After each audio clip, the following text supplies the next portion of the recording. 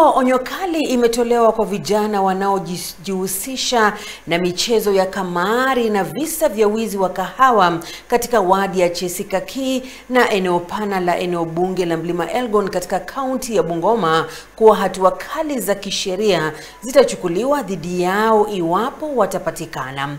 Onyo hili limetolewa na chifu wa kata ya Chesikaki Morris Wetala, ambaye amesikitishwa na wanafunzi waliogura masomo na kujihusisha na shughuli za kamari, bila kusahau wizi wa kahawa ambayo wanauzia kampuni za kibinafsi maeneo hayo, wito ukitolewa kwa wazazi kuwa karibu na wanao na kuwapa malezi bora. Tupate taarifa hiyo. Tumepata kutahadharisha hasa vijana na watoto wadogo ambao wanacheza mchezo wa vieta wa gambling, kwamba sisi kama serikali tumeweka mikakati ili kwamba hakuna mtoto yote tutaruhusu kucheza mchezo huo, kwa sababu inaleta wizi wa mimea hasa hii kahawa na mambo mengine katika maboma zetu. So kwa hivyo nataka nitahadharisha kwamba wazazi wote ambao watakuwa watoto wao wanashiriki kucheza mchezo wa vieta watashikwa na watoto wao ili kwamba wakajibu mashtaka kotini. Sisi tumeshirikiana na polisi tukiwa na OCS Chesikaki Police Station ili kuhakikisha kwamba kazi hiyo inafanyika na tumedhibiti vijana hao ili wakaenda wako katika umri wa kwenda shuleni wakuwe shuleni. Pia nataka nitahadharisha wananchi na hasa wale ambao wanashiriki hasa kwa maneno ya kahawa, wizi wa kahawa ambao umekithiri kidogo. Wazazi wengi wameacha watoto wao ambao wanaiba kahawa kutoka kwa mashamba ya watu, na serikali iko macho ili kwamba watoto hao wakishikwa watapelekwa kotini kujibu mashtaka.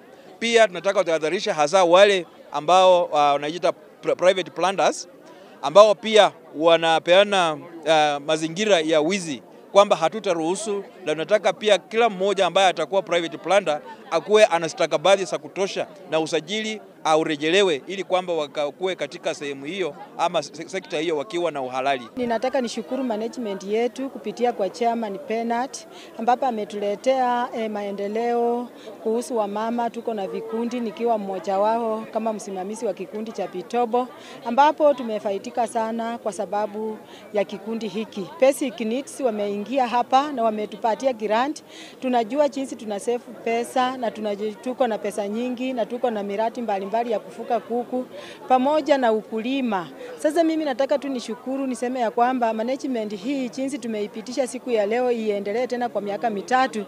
Tumepata tena mradi wa NAF CTP ambapo utaendelea na sisi tumefurahi kama wamama kwa sababu ya kufundisha watoto wetu kupitia kwa miradi, kupitia kwa vyama. Tumebahatika kwa sababu ya hiki kiwanda. Tuko na furaha sana kwa ajili viongozi wote wamerudi wote kwa hii miaka mitatu. Nashukuru ya kwamba watufanyie vile tumesema, na sisi tunawahimiza ya kwamba hawa watu wametufanyia mzuri, malipo imekuwa mzuri. Sasa tunapendekeza ya kwamba najua tu malipo ingine iko inakuja vile mwenyekiti amesema. Sasa tunashukuru kabisa, tuko na furaha kabisa, vijana wamefurahia kama sisi wanakimama.